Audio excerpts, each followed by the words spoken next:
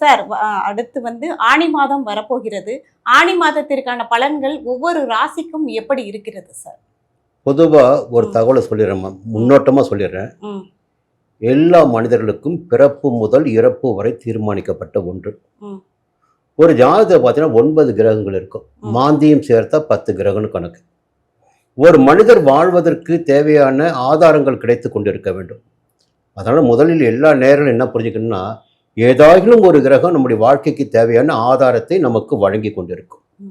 இப்போ 8ல் சனி வந்துட்டாரு, ஜென்மத்தில் கேது வந்துட்டாரு, இப்படி 8ல் குரு போய் மறைஞ்சிட்டாரு, பயப்பட வேண்டிய அவசியம் கிடையாது. ஒரு கிரகம் எதிர்மறையாக சஞ்சரிக்கின்ற போது மற்றும் ஒரு கிரகம் நமக்கு தேவையான பலன்களை கொடுத்து கொண்டிருக்கும். ஒவ்வொரு கிரகத்திற்கும் ஒரு காரகத்துவம் உண்டு. சனியன் ஆயுள் காரகன், கர்மகாரகன், இப்படி சூரியன் ஆத்மகாரன், ஒவ்வொரு கிரகத்திற்கும் காரகத்துவம் உண்டு. அதாவது முதல்ல திசாபுத்தி பார்ப்பாங்க. திசாபுத்தி ஏன் பார்க்குறாங்கன்னா, எந்த திசை நடைபெற்று கொண்டு இருக்கிறது, அதை ஒட்டி அவருக்கு எந்த விதமான பலன்கள் கிடைத்து கொண்டிருக்கும். முடிஞ்சு போச்சுங்களா? அப்படி பார்க்கின்ற போது இந்த ஒவ்வொரு கிரகத்தையும் நாம் பார்க்கணும். இந்த ஆனி மாதம் என்பது தமிழ் மாதம் மிதுன மாதம்னு சொல்லுவோம். மிதுன மாதம் எப்பொழுது சூரியன் ஒரு ராசிக்குள் சஞ்சரிக்கிறாரோ அந்த மாதம் தான், சித்திரை மாதம் தான் மேஷ ராசிக்குள் சஞ்சரிப்பார். அடுத்து வைகாசி ரிஷப ராசிக்குள், இது மிதுன ராசி, மிதுன மாதம், மிதுன ராசி சொல்லலாம். இந்த ஆனி மாத பலன்களில் சூரியன் எங்கே சஞ்சரிப்பார் என்றால் மிதுன ராசிக்குள் சஞ்சரித்து கொண்டிருப்பார் மாதம் முழுவதும். அடுத்து கடகராசிக்கு போவார். முடிஞ்சு பார்த்தீங்களா? இந்த 30 நாட்கள். இந்த 30 நாட்களும் பார்த்தீங்கன்னா குறைந்தபட்சம் 4 ராசினருக்கு சூரியன் மட்டுமே யோக பலன்களை கொடுத்து கொண்டிருப்பார். எப்பொழுதுமே சூரியன் 3, 6, 10, 11ஆம் இடத்தில் சஞ்சரிக்கின்ற போது யோக பலன்களை அதிகபட்சமாக அந்த ஜாதகருக்கு கொடுப்பார். அந்த 4 ராசின்னு பார்த்தீங்கன்னா மேஷ ராசி 1, அடுத்து சிம்ம ராசி 1, அடுத்து கன்னி, அடுத்து மகரம். இந்த 4 ராசினருக்கு சூரியன் என்ற ஆத்மகாரகனால் இந்த ஆனி மாதம் யோகமான மாதமாக இருக்கும். இப்போ 4 ராசிக்கு ஒரு யோக பலன் கிடைச்சி போச்சுங்களா? அடுத்து பார்த்தீங்கன்னா குருவுடைய பார்க்கணும். குரு ஒரு இடத்தில் சஞ்சரிக்கின்ற போது 5 ராசினருக்கு யோக பலன்களை கொடுப்பார்.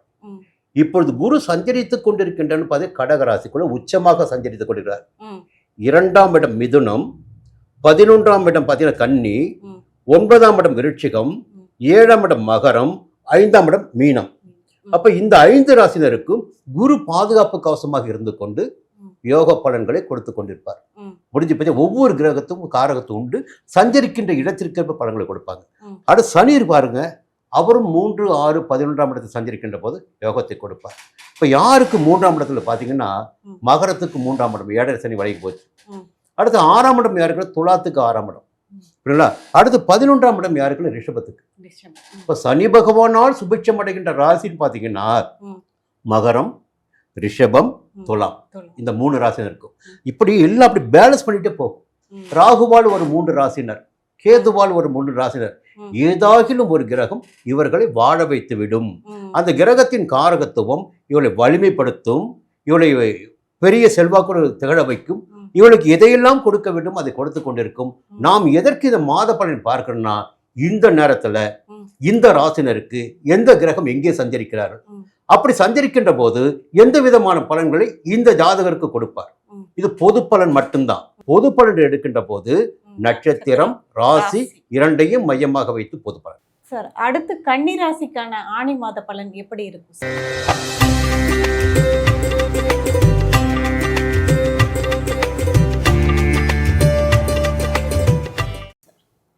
இப்போ ஒரு பெரிய சங்கடங்கள் இருந்து வெளியில வந்துட்டு இருக்காங்க.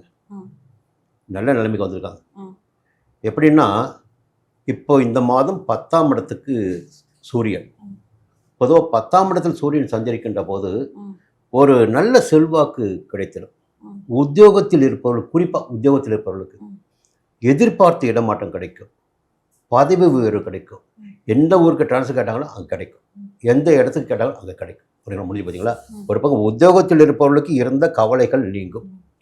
அரசியல்வாதிகளுக்கு ஏற்பட்ட பின்னடைவுகள் இருப்பாருங்க, அது வந்து வெளியில் வருவாங்க.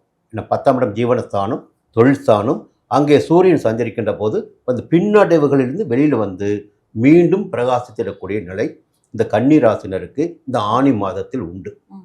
எல்லாவற்றுக்கும் மேலே பார்த்தீங்கன்னா சமீபத்தில் நடைபெற்ற குரு பெயர்ச்சி மே மாதம் 26ஆம் தேதி குரு வந்திருக்கின்ற இடம் 11ஆம் இடமான லாபஸ்தானம். அந்த லாபஸ்தானத்துக்கு வந்திருக்கின்ற குரு உங்களுக்கு என்னவெல்லாம் செய்ய போறாருன்னா, முதல்ல உங்க ராசிக்கு 3ஆம் இடத்தை பார்ப்பார். தைரியமாக செயல்பட வைப்பார். எடுக்கின்ற வேலைகளில் முயற்சிகளில் ஒரு யோகமான பலன்களை கொடுப்பார். 5ஆம் இடத்தை குரு பார்க்கிறார். அப்போ பூர்வ புண்ணிய பலன்கள், பிள்ளைகளால் நன்மைகளை காணக்கூடிய நிலை, இதெல்லாம் இருக்கு. எல்லாவற்றுக்கும் மேலாக ஒரு சங்கடத்தை சமீபத்தில் கன்னி ராசியில் சந்தித்துக் கொண்டிருக்கார். 7ஆம் இடத்துக்கு சனி போயிருக்கார் இல்லைங்களா, மீன ராசிக்கு. அந்த காலகட்டத்திலிருந்து இந்த கன்னி ராசினருக்கு ஒரு பின்னடைவான காலகட்டம். யாரையெல்லாம் நம்பிக்கொண்டிருந்தார்களோ இவர்கள், அவர்களெல்லாம் என்னுடைய முதுகில் குத்தக்கூடிய நிலை ஏற்பட்டிருக்கும். நட்பு வட்டத்தில் விரிசல் ஏற்பட்டிருக்கும். கணவன் மனைவிக்குள் ஒரு இடைவெளி ஏற்பட்டிருக்கும். அதற்கெல்லாம் காரணம் 7ஆம் இடத்தில் சஞ்சரித்த சனி பகவான், சஞ்சரித்து கொண்டிருக்கின்ற சனி பகவான். புரியுதுங்களா? இப்போ சனி பகவானுடைய சஞ்சாரம் 7ஆம் இடத்துல, அது இவர்களுக்கு மிகப்பெரிய எதிர்மறையான பலன்களை கொடுத்துடக்கூடியது. கணவன் மனைவிக்குள்ளே பிரச்சனை வரும்.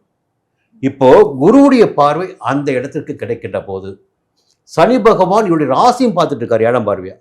அப்போ அந்த இடத்தினுடைய பாதிப்பும் நீங்கும். அவர் பார்த்த இடங்களுக்குரிய பாதிப்புகளும் நீங்கும். ஒரு புதிய மனிதராக வெளியில் வரக்கூடிய நிலை கன்னி ராசினருக்கு இந்த காலகட்டத்தில் உண்டு. புரியுங்களா? சனியினால் ஏற்பட்ட பாதிப்புகள் இனி இருக்காது. ஒரு பக்கம் பார்த்தீங்கன்னா 10ஆம் இடத்து சூரியன் மாதம் முழுவதும் பார்த்தீங்கன்னா வியாபாரம் நல்லா நடந்துட்டு இருக்கும், தொழில் நல்லா போயிட்டு இருக்கும், கையில் பணம் இருக்கும்.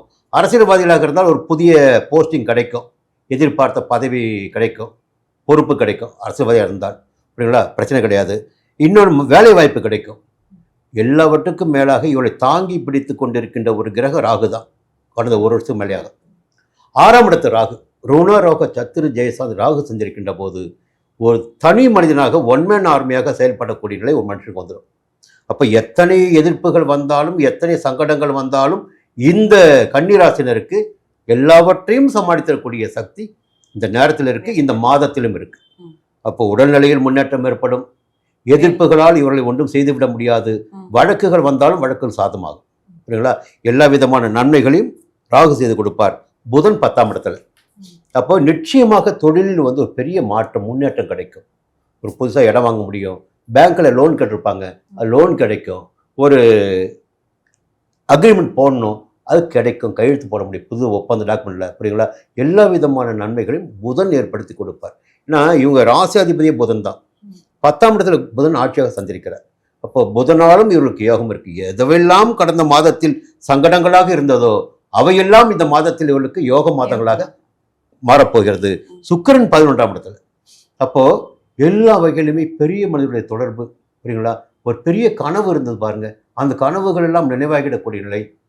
ஒரு கையில் பணம் புரள்வது, ஆசைகளை நிறைவேற்றிக் கொள்வது, வெளி வட்டாரத்தில் செல்வாக்கு அந்தஸ்து கிடைப்பதெல்லாம் இந்த நேரத்தில் கன்னிராசினருக்கு இருக்கு. என்றாலும் செவ்வாய் 8ஆம் இடத்தை சஞ்சரிக்கிறார். அதை புரிஞ்சுக்கணும். அந்த செவ்வாய் 8ஆம் இடத்துல இருந்து 8ஆம் இடத்து அதிபதி 8ஆம் இடம் சஞ்சரிக்கிறார். 19ஆம் தேதி பாகிஸ்தானுக்கு போயிறார். அப்போ செவ்வாயால் கடந்த ஒரு மாதமாக ஏற்பட்ட பாதிப்புகளும் இனி இவர்களை எதுவும் செய்யாது.